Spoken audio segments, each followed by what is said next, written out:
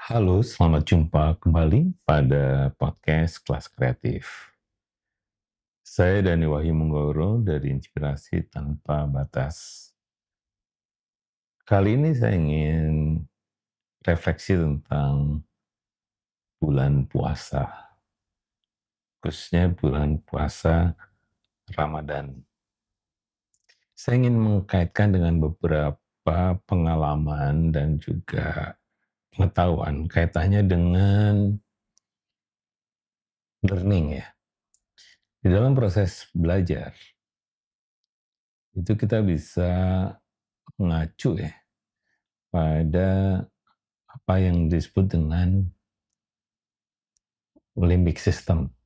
Jadi kalau kawan-kawan belajar tentang accelerated learning process atau sebuah proses belajar yang dibuat kilat ya, itu ada satu pokok bahasan yang kaitannya dengan limbic system.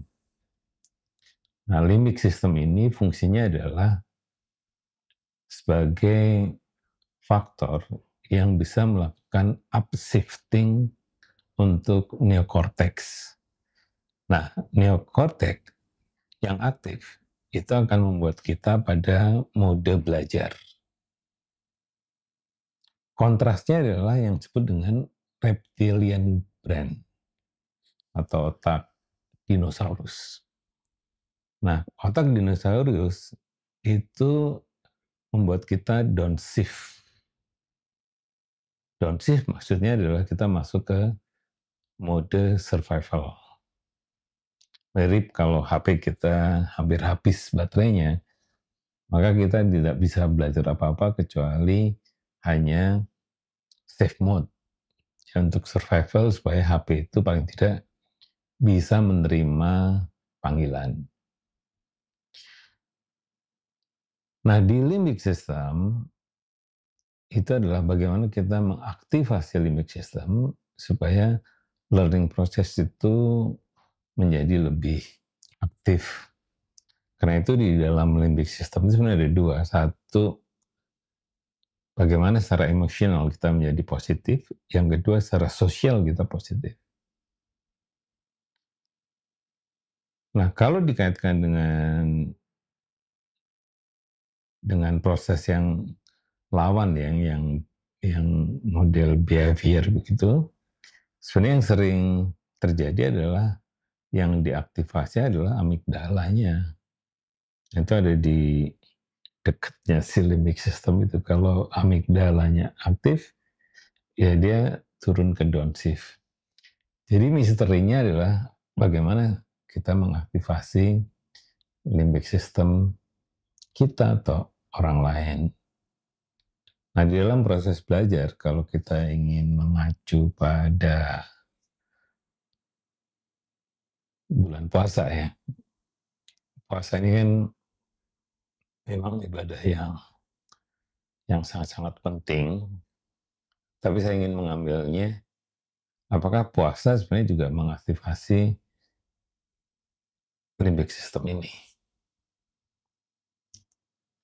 Yang menarik sebenarnya di dalam aktivasi limbic system ini, itu kan sebenarnya kita justru bagaimana membuat kita itu tumbuh ya.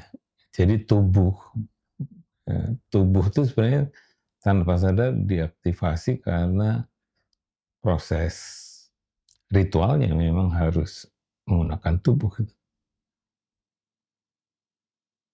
Kemudian hati, bagaimana empati itu dilatih terus-menerus dalam proses puasa. Nah, kemudian spiritualnya juga seharian tuh diaktifasi.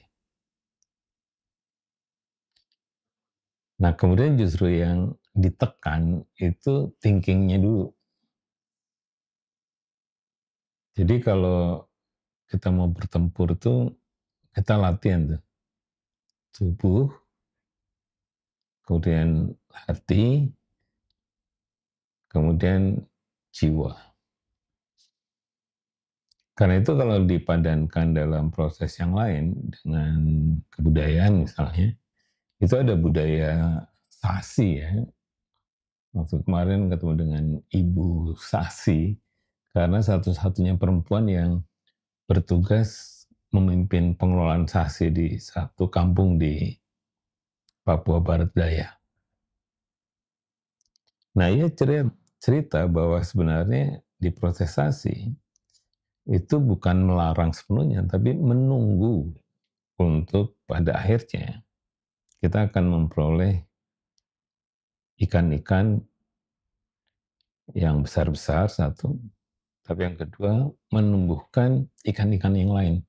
Jadi menurut cerita ibu ini bahwa saat sasi dilakukan itu muncul ikan-ikan yang nggak pernah ada gitu, yang tidak pernah muncul pada saat hari-hari yang tidak ada sasi. Jadi kalau dipadankan seperti ini, saya ingin menarik proses ini ke dalam proses fasilitasi. Bahwa proses fasilitasi atau proses belajar di dalam proses fasilitasi sebenarnya kan mengaktifasi semuanya gitu. Karena di dalam accelerated learning process itu proses kreasi itu di proses akhir ya. Proses intelektual itu di proses akhir. Proses belajar yang sesungguhnya itu di proses akhir. Tapi yang harus diaktifasi itu tubuh, audio, visual, imajinasi, itu diaktifkan selama proses belajar. Nah, kalau kita belajar dari puasa, ini sebenarnya 1 bulan ya, kan tubuh, rasa, ya, jiwa itu diaktifasi. Nah, kalau menurut Stephen Covey, kecerdasan manusia kan tadi 4 ya, pikiran, hati, tubuh, jiwa. Nah, saya menangkap sebenarnya adalah ketika tubuh, hati, jiwa aktif, ya diaktifasi. Sebenarnya pada gilirannya kan harus mengambil keputusan. Apa yang saya belajar? Apa hal baru yang harus saya lakukan? Apa hal baru yang ingin saya ciptakan untuk menjadi dunia ini menjadi lebih baik? Jadi pada ujung cerita proses di dalam Eight Habits-nya Stephen Covey, ketika 4 kecerdasan ini kemudian paripurna aktif, dan kecerdasan ini untuk merespon apa yang dibutuhkan oleh dunia, maka sebenarnya itulah saatnya keagungan insani kita tuh tumbuh. Insan itu yang saya tafsirkan itu adalah proses fitri tadi, Idul Fitri itu jadi nol sebenarnya. Nah pada saat menjadi nol itu adalah itulah justru full of energy. Kita bisa melakukan apapun gitu. Untuk tadi menjawab panggilan-panggilan dunia seperti bagaimana dengan perubahan iklim, bagaimana mengatasi krisis pangan, bagaimana mengatasi krisis energi, bagaimana mengatasi krisis air, yang itu menjadi kebutuhan dasar dari umat manusia. Karena itu kita semua ya berhak bersyukur. Yang disebut dengan kemenangan tadi ya, menyambut kemenangan itu adalah di dalam tafsir saya secara bebas itu sebenarnya tadi kembali ke nol, mudik kita ini mudik secara spiritual ya, jadi tubuh, hati, spiritual itu mudik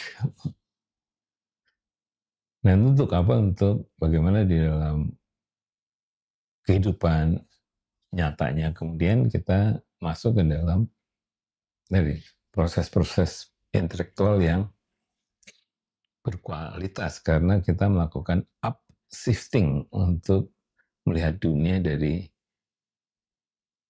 mindset dan perspektif yang baru. Demikian tadi saya mengkaitkan antara puasa Ramadan, kemudian pengalaman dan juga teori pembelajaran, dan bagaimana sebenarnya ini bermanfaat pada saat kita kelak merancang proses-proses interaksi sosial atau fasilitasi. Demikian tadi kelas kreatif untuk edisi kali ini. Sampai jumpa pada edisi berikutnya.